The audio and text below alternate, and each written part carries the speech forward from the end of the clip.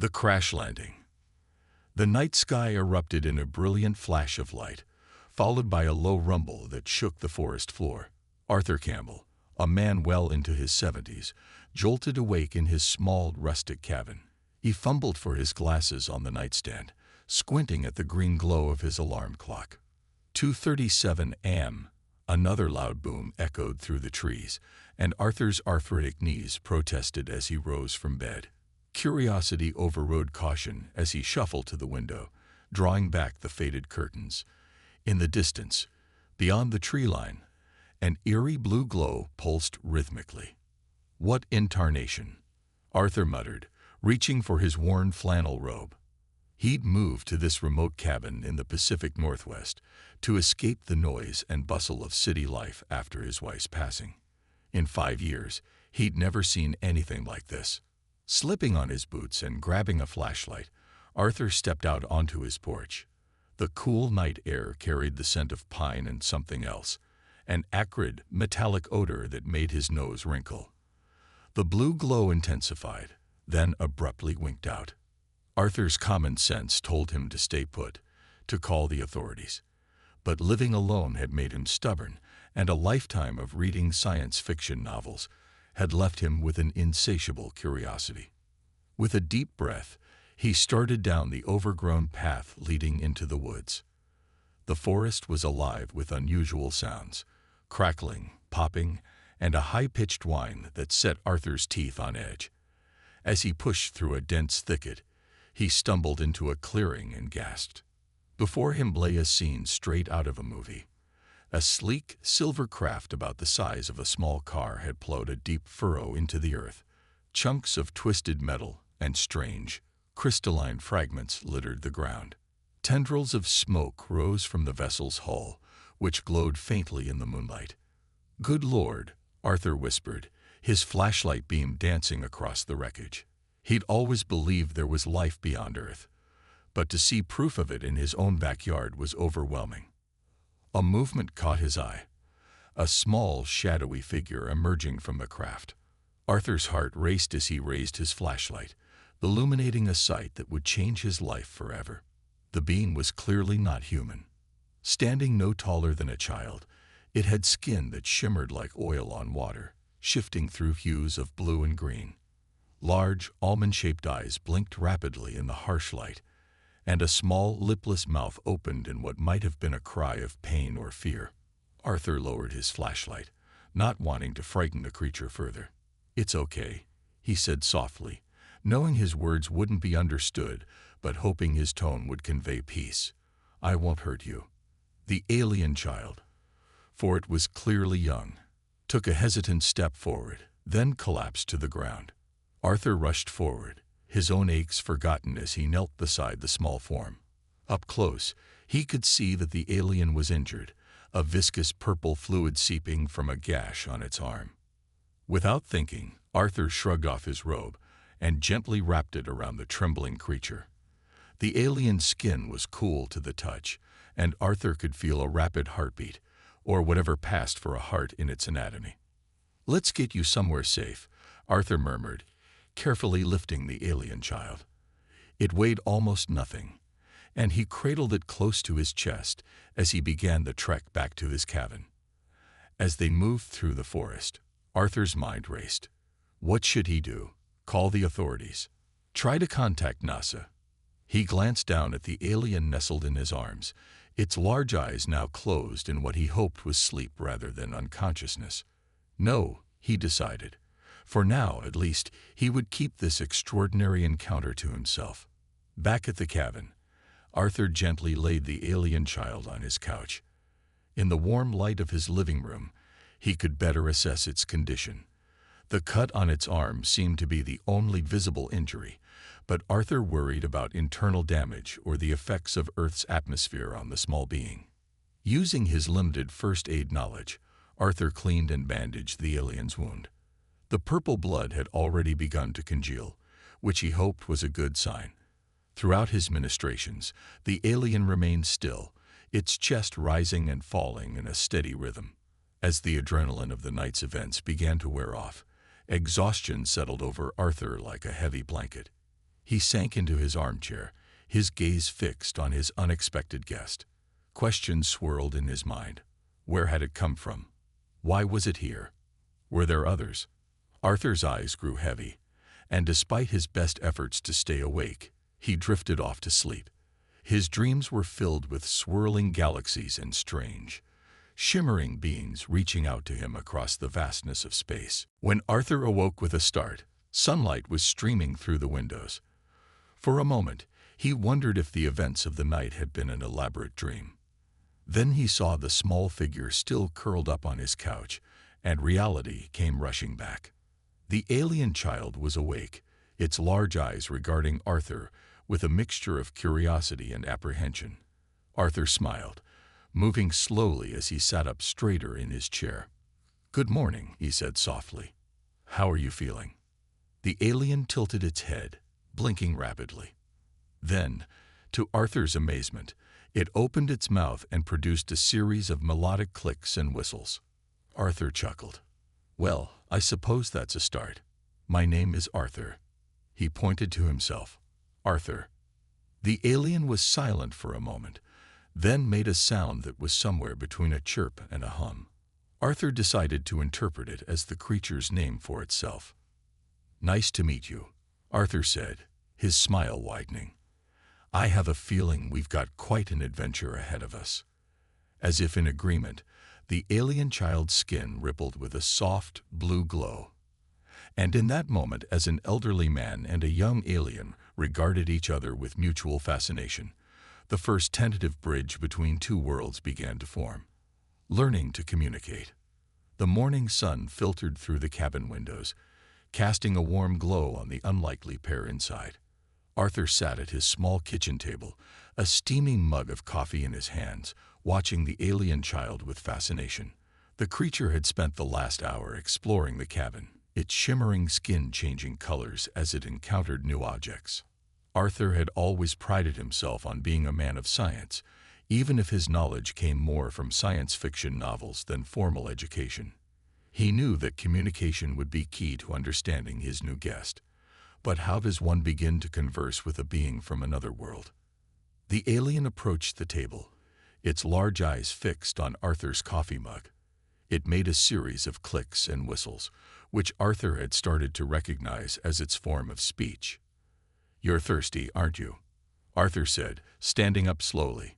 He moved to the sink and filled a glass with water, then placed it on the table. The alien watched intently as Arthur mined drinking. Hesitantly, the creature reached for the glass, its three-fingered hand wrapped around it, and with surprising dexterity, it lifted the glass to its mouth. After a small sip, the alien's skin flickered with a soft blue glow that Arthur was beginning to associate with pleasure or contentment. "Well, that's a start." Arthur chuckled. "Now, what should I call you?" The alien tilted its head, blinking rapidly. Arthur pointed to himself and said, "Arthur." Then he gestured to the alien, raising his eyebrows in question. The creature was silent for a moment, then produced a sound that reminded Arthur of wind chimes in a gentle breeze. It was melodic but impossible for him to replicate. "How about I call you Melody?" Arthur suggested. "Because your voice sounds like music." The alien's skin shimmered with iridescent patterns, which Arthur took as agreement. He smiled, feeling a connection forming despite the vast differences between them. Over the next few days, Arthur and Melody fell into a routine. Each morning, Arthur would introduce new objects and concepts, speaking slowly and clearly. Melody proved to be an incredibly quick learner, soon able to mimic simple words and phrases. Arthur found himself marveling at Melody's intelligence and adaptability. By the end of the first week, they had developed a rudimentary form of communication, combining simple English words, gestures, and Melody's own musical language. One evening, as they sat on the porch watching the sunset, Melody pointed to the sky and made a series of complex whistles and clicks. "Home?" Arthur asked, understanding dawning on him. Melody nodded, a gesture it had quickly adopted from Arthur. Its skin took on a deep purple hue, which Arthur had come to associate with sadness or longing. "Don't worry," Arthur said softly, placing a comforting hand on Melody's shoulder. "We'll figure out a way to contact your people." As the stars began to appear in the darkening sky, Arthur felt a mix of emotions. He had grown fond of Melody, enjoying the companionship after years of solitude. But he knew that this extraordinary being didn't belong here, trapped in a small cabin in the woods. The next morning, Arthur decided it was time to learn more about Melody's origins. He spread out an old atlas on the kitchen table, pointing to various continents and oceans. "Earth," he said, tapping the globe. Then he pointed upward. "Where is your home?" Melody studied the map intently, then shook its head. It made a series of gestures that Arthur interpreted as bigger or farther away. "Please," Arthur called out, his voice cracking with emotion. "Don't hurt it. Melody is just a child." Agent Davis turned to Arthur, his expression a mix of surprise and curiosity. "Melody, you named it?" Arthur nodded. "We've been communicating. Sort of. Please, let me explain." Over the next few hours, Arthur recounted everything that had happened since the night of the crash. He described Melody's rapid learning, their attempts at communication, and his growing certainty that Melody's presence on Earth was no accident.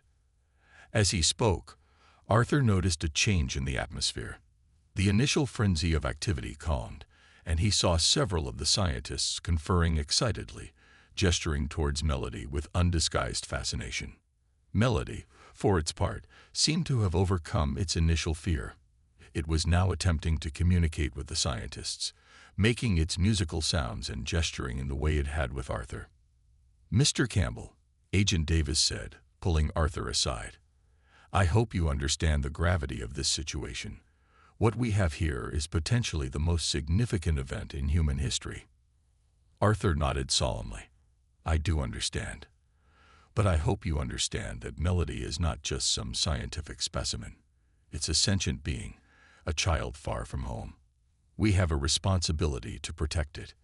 Agent Davis was quiet for a moment, then sighed. "You're right, of course, but we also have a responsibility to humanity.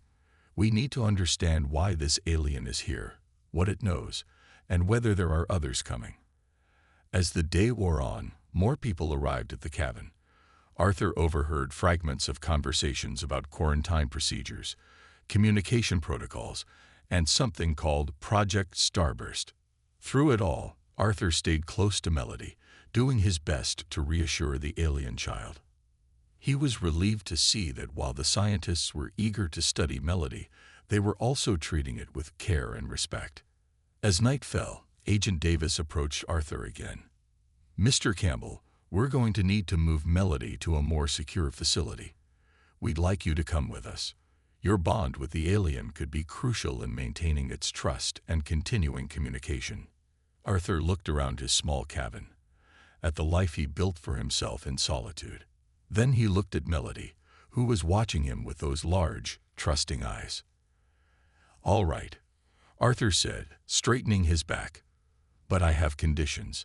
Melody is to be treated with kindness and respect.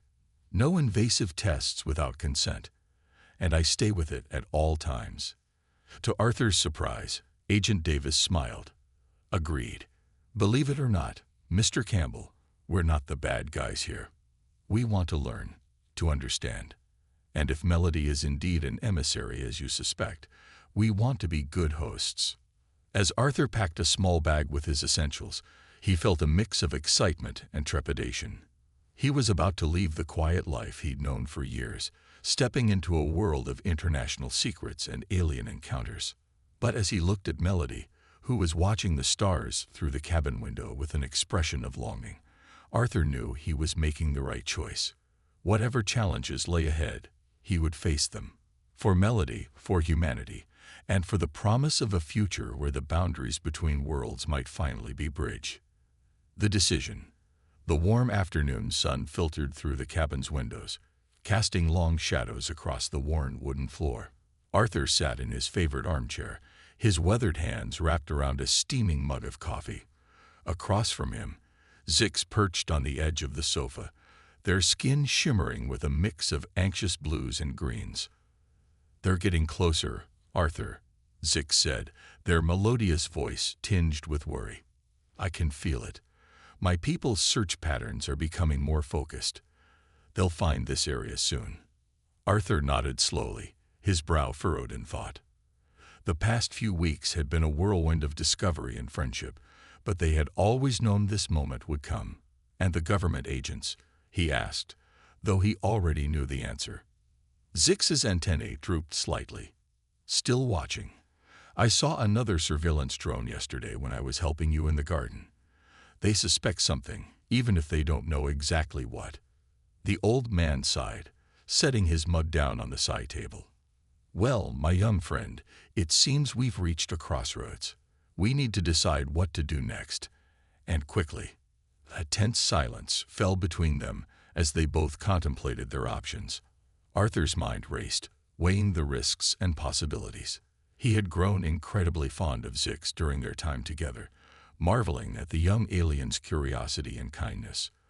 The thought of losing this newfound friendship pained him deeply. But Arthur also knew the dangers they faced. If the wrong people discovered Zix's presence, it could lead to unimaginable consequences, not just for them, but potentially for both their species. "What do you think we should do?" Zix asked, their large eyes fixed on Arthur with a mixture of trust and uncertainty. Arthur leaned forward, his voice gentle but firm. "I think, Zix, that it's time we stopped hiding and took control of this situation. Your people are looking for you, and they're going to find this area soon enough. I believe we need to help them, and in doing so, maybe we can shape how this first contact between our worlds unfolds." Zix's skin rippled with a cascade of surprised yellows and oranges. "But Arthur, the risk. If your government finds out, they're going to find out eventually." Arthur interjected softly. "But if we take the initiative, if we control how this revelation happens, we might be able to ensure it goes peacefully. Your people clearly have the technology to find you. Let's use that to our advantage." As Arthur outlined his plan, Zix felt a mixture of excitement and trepidation wash over them. It was bold, perhaps even reckless, but it also felt right. This kind old human had shown them so much about life on Earth, about compassion and friendship across the boundaries of species. Maybe, just maybe, they could extend that spirit of cooperation to a larger scale. "Okay," Zix said finally, their voice filled with determination. "Let's do it. But how do we start?" Arthur's eyes twinkled with a hint of mischief. "Well, my dear, I think it's time I introduced you to a few old friends of mine. You're not the only one with a few secrets, you know." Over the next few hours, Arthur made a series of encrypted phone calls, speaking in code phrases that Zix's translator couldn't quite decipher. The alien watched in fascination as Arthur's demeanor shifted, glimpsing a side of his friend he had never seen before, one that hinted at a past far more complex than that of a simple hermit in the woods. As the sun began to set, casting the cabin in a warm golden glow, Arthur finally set down his ancient flip phone and turned to Zix with a smile. "It's all set," he said. "Tomorrow morning, we're going to send a message that neither your people nor mine will be able to ignore. But for tonight—" He paused, his expression softening. "For tonight, let's just enjoy each other's company. Something tells me things are about to get very complicated." Zix nodded, feeling a bittersweet ache in their chest. Whatever happened tomorrow, they knew that their time with Arthur, this peaceful interlude in the cabin, was coming to an end. As if reading their thoughts, Arthur stood and walked over to the old record player in the corner. "How about some music?" he suggested, carefully placing a vinyl on the turntable. "There's still so much of Earth's culture I want to share with you." As the first notes of a jazz melody filled the cabin, Zix felt their anxiety begin to melt away. They closed their eyes, letting the unfamiliar but beautiful sounds wash over them. Whatever challenges lay ahead, they would face them together. A most unlikely pair of friends, united in their hope for a better future. The night deepened around the small cabin, stars twinkling in the clear sky above. Inside, human and alien sat side by side, sharing stories and laughter, savoring these last moments of simple friendship before they set in motion events that would change both their worlds forever. The farewell. The pre-dawn sky was just beginning to lighten as Arthur and Zix made their way up the hill behind the cabin. A cool breeze rustled through the pines, carrying with it the promise of a new day and the weight of what was to come. Arthur's old truck was parked at the crest of the hill, its bed filled with an assortment of electronic equipment that looked far too advanced for a simple hermit to possess. Zix's eyes widened as they took in the array of dishes, antennas, and blinking consoles. "Arthur," they said, their voice a mix of awe and confusion. "What is all this?" The old man chuckled, running a hand through his thinning gray hair. "Let's just say retirement didn't quite suit me, so I kept my hand in a few projects. This equipment should be powerful enough to boost your ship's distress beacon. Your people will pick it up in no time." As Arthur began setting up the equipment, Zix felt a flutter of nervous excitement in their core. This was it, the moment that would change everything.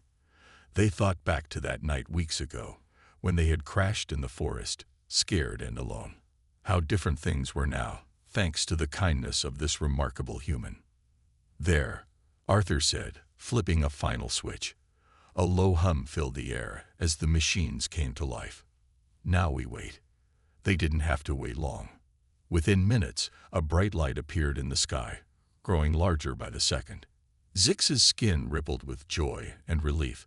They would recognize an Andromedan shuttle anywhere. As the sleek craft descended towards the hilltop, Arthur placed a gentle hand on Zix's shoulder. "Remember the plan," he said softly. "No matter what happens, we stick together." Zix nodded, their large eyes fixed on the approaching ship. As it touched down, stirring up a cloud of dust and pine needles, they felt Arthur squeeze their shoulder reassuringly. The shuttle's hatch opened with a hiss of equalizing pressure. Two tall, willowy figures emerged, their bioluminescent skin pulsing with a mix of cautious blues and relieved greens. Zix recognized them immediately, Captain Lurax and Science Officer Ven, two of their parents' most trusted crew members. "Zix," Lurax called out, their voice a melodious trill. "We've been so worried. Are you all right?" Before Zix could respond, the sound of approaching vehicles cut through the morning air.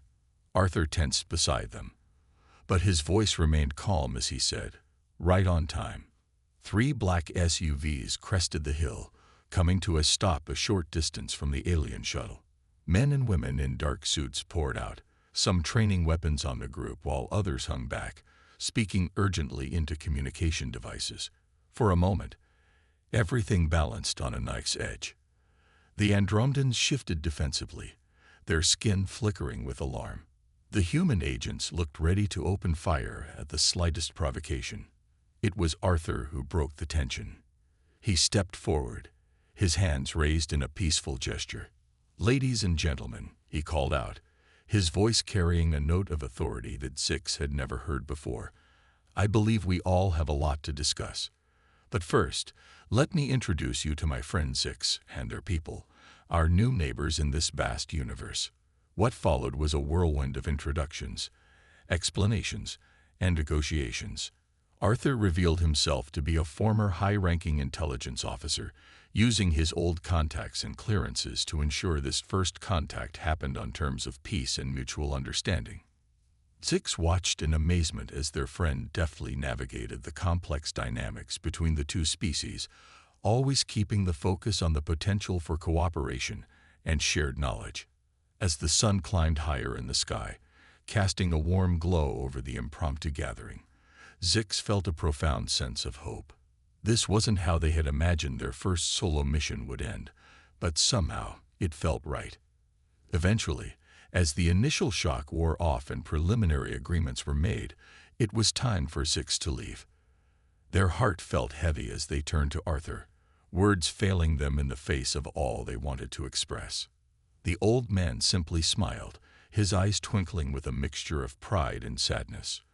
"You've got a big job ahead of you, little one," he said softly. "Ambassador between our worlds. Who would have thought?" Zix's skin shimmered with emotional purples and golds. "I couldn't have done it without you, Arthur. You showed me the best of humanity." Arthur chuckled, pulling Zix into a gentle hug. "And you showed me that the universe is full of wonders beyond our wildest dreams. Just promise me one thing." "Anything," Zix said, their voice thick with emotion. "Don't forget to visit an old man once in a while. I expect full reports on your ambassadorial adventures." Zix laughed, the sound like tinkling bells. "I promise." As Zix boarded the shuttle with Captain Lurax and Science Officer Ven, they took one last look at the hilltop. Arthur stood there, backlit by the rising sun, his hand raised in farewell. Beside him, the human agents were already beginning to set up a more permanent base of operations. The shuttle's door closed, and Zix felt the familiar hum of the engines powering up. As they lifted off, rising through Earth's atmosphere, Zix pressed a hand against the viewport. Below, the cabin that had been their sanctuary grew smaller and smaller, until it was just a tiny speck in a sea of green. Zix knew that challenges lay ahead. Bridging the gap between two vastly different civilizations would be no easy task. But as they looked out at the star-studded expanse of space, they felt ready. Arthur had taught them that friendship and understanding could flourish in the most unlikely places. Now it was time to share that lesson with both their worlds. The adventure that had begun with a crash landing in a forest was far from over. In fact, Zix realized as the shuttle jumped to hyperspace, leaving the blue marble of Earth behind, it was only just beginning.